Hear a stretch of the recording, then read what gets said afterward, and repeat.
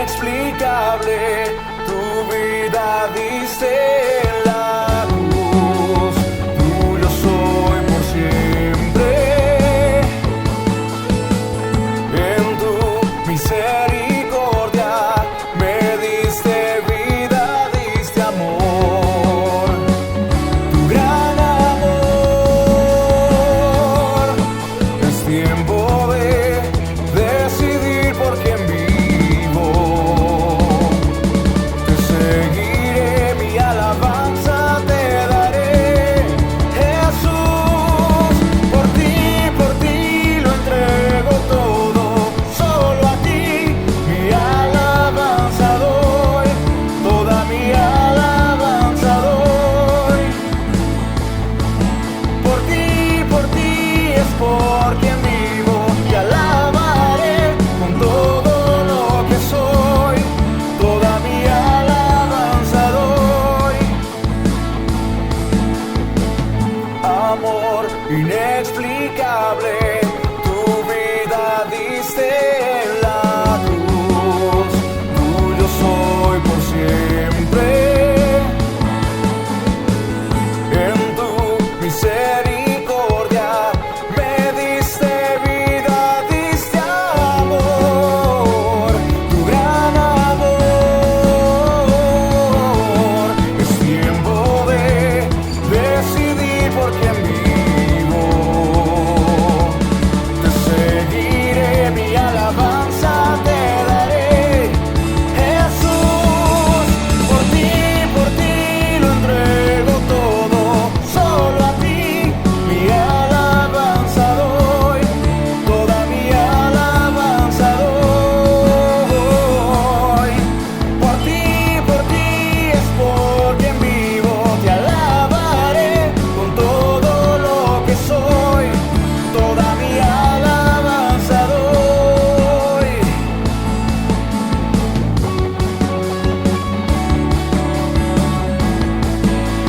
Mi alabanza doy.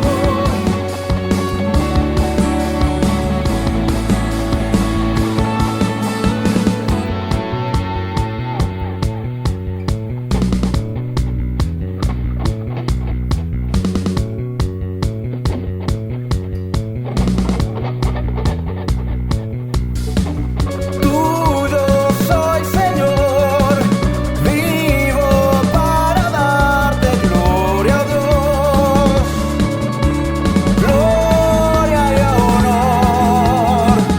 Tuyo soy, Señor, vivo para darte gloria a Dios, gloria y honor.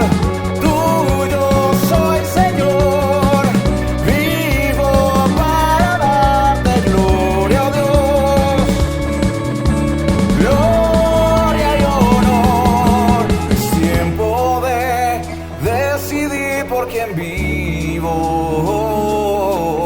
Te seguiré, mi alabanza te daré. Es tiempo de decidir por quién vivo. Te seguiré, mi alabanza te daré. Jesús, por ti lo entrego todo. Solo a ti mi alabanza doy.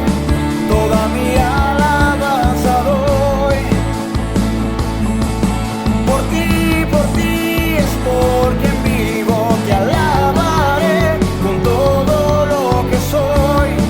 Toda mi alabanza doy. Con todo lo que soy. Toda mi alabanza doy.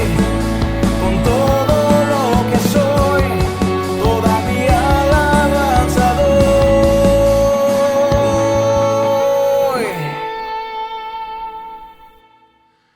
Iglesia, un abrazo muy especial. Dios les bendiga muchísimo y les bendiga de sobremanera.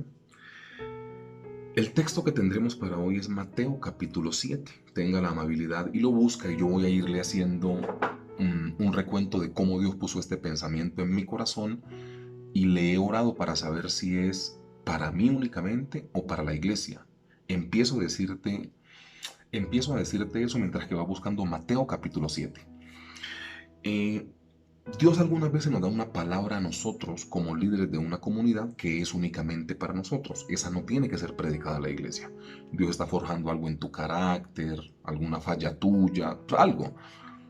Pero Dios algunas veces nos pone palabras en el corazón que son para toda la congregación, que yo estoy muy convencido que este es el caso. Mira, yo he venido orando por MM33. Si tú no sabes mucho del tema, lo vas a saber el año que viene.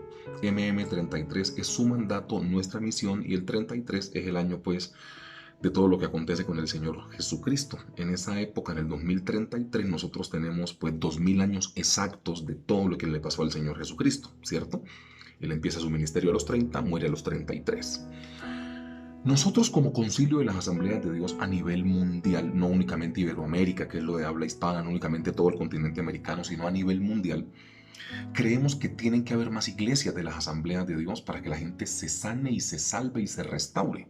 Por ejemplo, no nos vamos tan lejos. El departamento de Boyacá tiene 123 municipios. Creo que el alcance que hemos tenido como concilio de las asambleas de Dios está sobre 70 o 75 iglesias, o sea que hay más de 50 municipios en los cuales no hay ni una iglesia, ¿ok?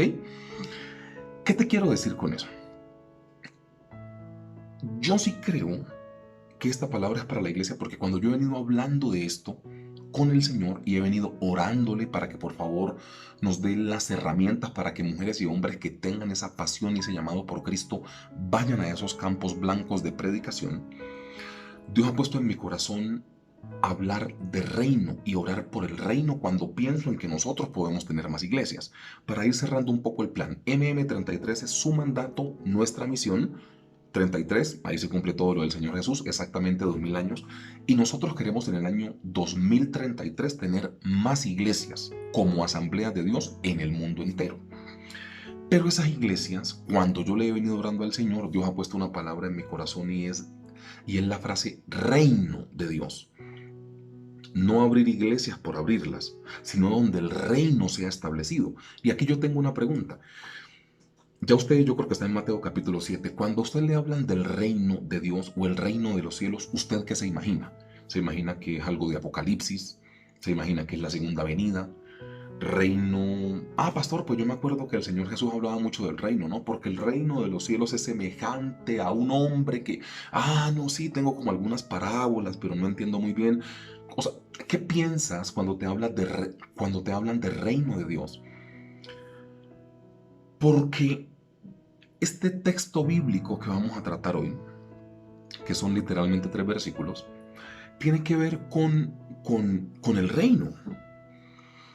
Y voy adelantándome un poco a lo que voy a decir quizá en uno de los puntos de predicación, pero no sé en qué momento se perdió la esencia del reino y la iglesia empezó a buscar otro tipo de cosas. Mateo capítulo 7, versículo 21, bajo el título El reino de los cielos.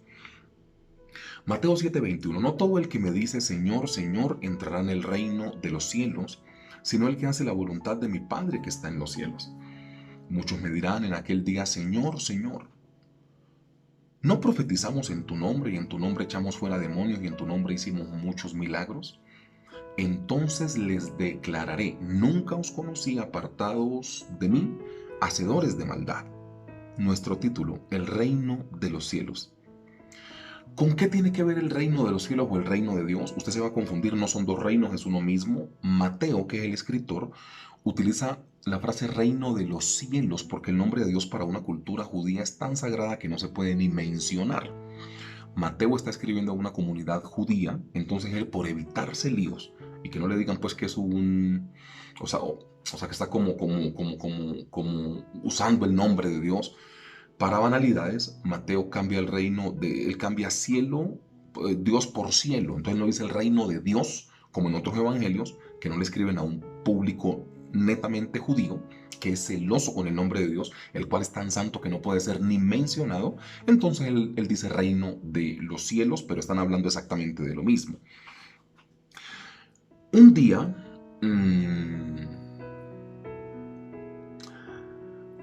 hombre, se encuentran con Juan Bautista y le dicen a Juan Bautista, ¿tú quién eres? ¿Eres Elías?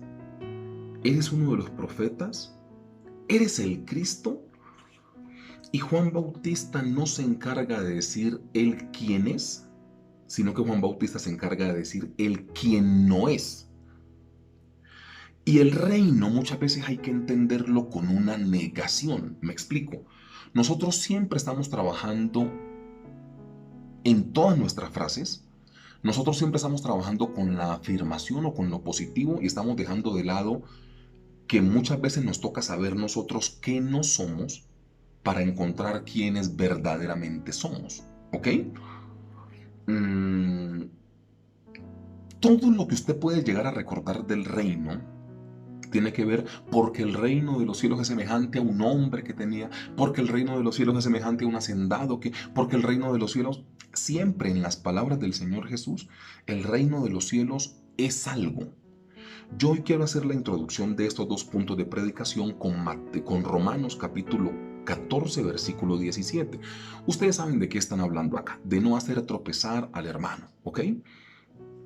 Y Romanos 14, 17 dice, porque el reino de Dios no es de las pocas veces, yo quisiera decir la única, pero no me quiero equivocar, pero esto me late chocolate que es la única, porque el reino de Dios no es comida ni bebida, sino justicia, paz y gozo en el Espíritu Santo. Esto lo escribe el apóstol Pablo cuando escribe a Roma en su capítulo 14, ya casi al final, ¿ok?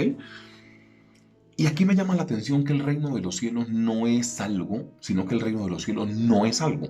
Aquí están hablando lógicamente de no hacer tropezar al hermano, pero es una negación que yo creo que nos puede servir a nosotros para sacar tanta cosa que nosotros quizá le hemos metido al reino y empezar literalmente a decir, venga, ¿yo hago parte del reino? Sí. Entonces, ¿qué no es el reino de Dios? Ah, que yo haga esto, esto y esto.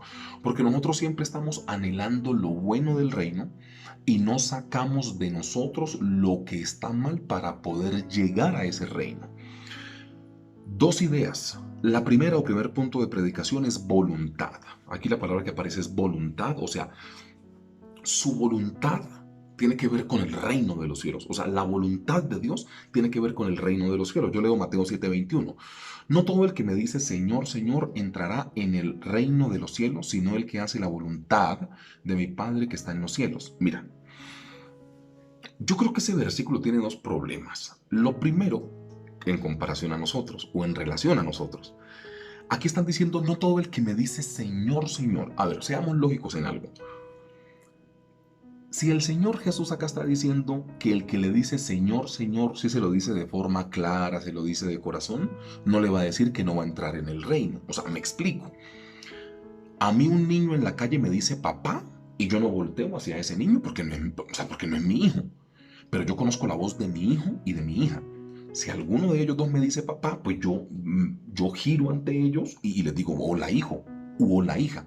¿Sí me entiendes? O sea, si todos esos que le dijeron al Señor Jesús, Señor, Señor, hubiesen sido hijos de Dios y lo hubiesen tenido a Él como Señor, el Señor Jesús no les dice que no van a entrar en el reino. Es una cosa que es lógica. Lo que quiere decir que lo primero que encontramos acá es algo muy parecido a lo que aparecía en Isaías 42:8, donde dice, y yo Jehová, dice, yo Jehová, este es mi nombre. Y a otro no daré mi gloria ni mi alabanza a esculturas. Ahí es donde nosotros entendemos que Dios no comparte su gloria con absolutamente nadie. Entonces, mira, yo veo que hay un problema con decirle al Señor, Señor, y que Él no sea nuestro Señor. O sea, no todo el que me dice Señor, Señor entrará en el reino. ¿No se supone que cuando nosotros le decimos a Él que es nuestro Señor es porque hacemos parte del reino? Pues no. Aquí me están diciendo eso. Entonces, la voluntad expresada del Señor, lo que Él escribió hace 2000 años, es que entres en el reino de los cielos. No es otra la voluntad del Señor. Porque aquí estamos hablando de voluntad. O sea, ¿cuál es el plan de acuerdo a la voluntad del Señor? Que entres en el reino. Todo lo demás se lo hemos añadido. O sea, no es que sea añadidura porque sea mentira, sino porque es irrelevante, referente a cuanto de hablar del reino se trata. Entonces, mira, los hijos de Dios en ocasiones dejamos distraer fácilmente. Mateo capítulo 18, versículo 7, para que ustedes entiendan que sí nos dejamos distraer muy fácilmente. Mateo 18, 7 dice: hay del mundo por los tropiezos, porque es necesario que vengan tropiezos, pero hay de aquel hombre por quien viene el tropiezo. Mateo 18, 8. Por tanto, si tu mano o tu pie te es ocasión de caer, córtalo y échalo de ti. Mejor te es entrar en la vida cojo o manco que teniendo dos manos o dos pies y ser echado en el fuego eterno. 19 nos sirve también. Y si tu ojo te es ocasión de caer, sácalo y échalo de ti. Mejor te es entrar con un solo ojo en la vida que teniendo dos ojos ser echados en el infierno de fuego. ¿Te das cuenta que la Biblia siempre te habla lo mismo? O sea, ¿en qué momento nosotros como iglesia dejamos de ambicionar el reino por dedicarnos a otro tipo de cosas? Mira, se debe hacer lo que se debe hacer, pero al reino debemos entrar. Esta es la razón por la cual Él vino a morir a la cruz del Calvario. Si Él vino a morir a la cruz es porque quería hacernos fácil la entrada al reino de los cielos. Mira, lo que el Señor Jesús les refutó a ellos fue que ellos hicieron varias cosas, pero Él no fue su Señor. O sea, ellos hicieron varias cosas, pero Él no era su Señor. Y como dice Juan 14:6, Él es el camino, la verdad y la vida, y nadie va al Padre sino por Él. O sea, el problema de lo que se plantea en este Mateo capítulo 7 es que la gente le decía al Señor, Señor, pero Él no era su Señor. Y si Jesús no es tu Señor, no se convierte en tu camino, verdad y vida. Y si no te subes a ese bus de Jesús de camino, verdad y vida, pues no entras al reino. Es que al reino no se entra de otra manera. Al reino se entra a través del Señor Jesucristo. Entonces, antes de hacer algo para Dios, ten certeza de que Él sea tu Señor. Porque puedes honestamente estar haciendo, entre comillas, muchas cosas para el reino y creyendo que el Señor Jesús es tu Señor cuando al final no lo sea. Entonces, reitero la pregunta, ¿en qué momento la iglesia empezó a predicar de tantas cosas y dejaron lo fundamental de lado que es el reino? O sea, en otras palabras, ¿cuándo empezamos a predicar y a preocuparnos más por la añadidura que por el reino? Es lo que dice Mateo capítulo 6. Busquen primeramente el reino de Dios y su justicia. Las otras cosas van a llegar por añadidura, pero busquen el reino. Hermanos, aquí tiene que haber gente que se levante todos los días a hacer un devocional y decirle, Señor, o sea, que tu reino se establezca. O sea, méteme en tu reino. La primera palabra es voluntad. Voluntad tiene que ver con el reino de Dios. Y la segunda es una frase. Y te la voy a hacer a manera de pregunta. ¿Andar o hablar? Mateo 7, 22 y 23. Muchos, andar de caminar, andar de moverse con, andar o únicamente hablar. Mateo 7, 22. Muchos me dirán en aquel día, Señor, Señor, ¿no profetizamos en tu nombre? Y en tu nombre echamos fuera demonios, y en tu nombre hicimos muchos milagros. Y entonces les diré, nunca os conocí, apartados de mí, hacedores de maldad. O sea, es duro, pero hay que decirlo. Es duro, pero todo aquel que hable del cielo o mencione el nombre del Señor Jesús no es una persona de reino. No es una persona de reino. O sea, venga, a ver, mencionar el nombre del Señor Jesús. Venga, le pongo un ejemplo que podría ser una desavenencia. Por ejemplo, yo voy en un carro conduciendo sin los papeles en línea, o sea, sin los papeles en regla, ¿sí me entiende? Entonces yo voy en el carro, voy, para que usted me entienda, sin los seguros del carro y sin mi licencia de conducción, o sea, voy vuelto un desastre. Pero yo conozco a Cristo, yo conozco de Jesús. Entonces la policía está al frente. Y yo digo, en el nombre de Jesús, que yo me haga invisible ante esos policías y pase por el lado de ellos y no me paren. ¿Usted le ve lógica a esa oración? ¿Sabes qué es lo que pasa? Que utilizar el nombre de Jesús para esta generación se ha vuelto una moda.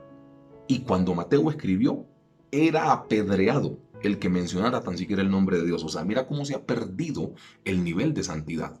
Mateo le tocó en su evangelio escribir el reino de los cielos porque si mencionaba el nombre de Dios, era como si estuvieras profanando algo y te metían hasta preso. ¿Te das cuenta? Entonces, pasamos de un Mateo que ni el nombre de Dios quería mencionarlo, por eso dijo reino de los cielos, a una generación que a todo le dice en el nombre de Jesús, pero es que lo dicen sin ponerse colorados. o sea, lo dicen como por deporte. Y en el nombre de Jesús, pues sí, nosotros oramos en el nombre de Jesús, porque todo lo que pidieras al Padre en mi nombre, tengan en cuenta que Él lo va a hacer por ustedes. O sea, no mezclemos los textos, pero yo creo que usted me está entendiendo. El nombre de Jesús hoy en día es usado con ligereza. Ay, por eso, es que hay gente que dice que Dios me dijo. Es que la única manera de saber si Dios te dijo es si al final del tiempo, pues eso se realiza o no. Porque es que ese cuento de que Dios me dijo de los 8 días Dios se arrepintió es muy complicado. Entonces, mira, es duro, pero hay que decirlo. No todo aquel que esté mencionando que en el nombre de Jesús, no todo aquel que te hable del cielo, tiene que ver que sea una persona del reino. Es gente que habla de Jesús. Aquí yo creo que la palabra del Señor hace una clara advertencia a cuidar el interior más que el exterior. ¿Ustedes se dan cuenta que lo que el Señor Jesús refuta de ellos son cosas externas, no internas? En otras palabras, el Señor Jesús les está intentando decir, ¿a mí de qué me sirve que ustedes hayan, aquí está la lista, profetizado, que hayan echado fuera demonios y que hayan hecho milagros? Eso es lo externo. ¿Y lo interno qué? Es como la pregunta que está aquí como entre líneas. Es que nosotros hicimos todo lo que en el templo se tenía que hacer. O sea, predicamos de tu palabra, un ejemplo, echamos fuera demonios, los demonios se nos sujetan, hicimos muchos milagros, porque en esta época se hacían muchos milagros en las calles, en las plazas, se hacían muchos milagros, y los demonios hasta se nos sujetaban porque los echábamos fuera y los reprendíamos. Y quizá, para que le quede más bonito, en el nombre de Jesús. Y él dice, no los conozco. Porque el pensamiento del Señor Jesús es el siguiente. ¿A mí de qué me sirve que ustedes echen fuera demonios, que profeticen y que hagan muchos milagros si su corazón está lejos de mí? Es que esos son dones que pone el Espíritu para el funcionamiento, el desarrollo y el engranaje de la iglesia. El corazón no tiene que ver con eso.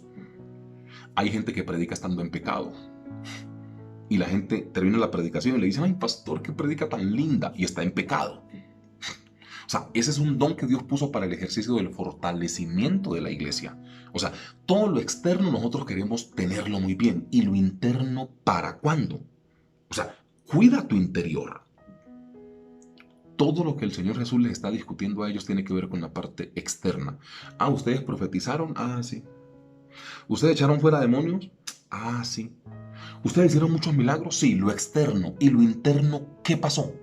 O sea, ellos se quedan no por no estar en una iglesia, ellos se quedan no por no ejercer un ministerio y dones de poderes dentro de la iglesia, ellos se quedan es porque su corazón no estaba lejos de Dios, porque quizá mencionaban mucho en el nombre de Jesús, pero su corazón estaba lejos. O sea, al parecer, en ellos, lo externo estaba muy bien, porque ellos se están basando en eso, ¿no?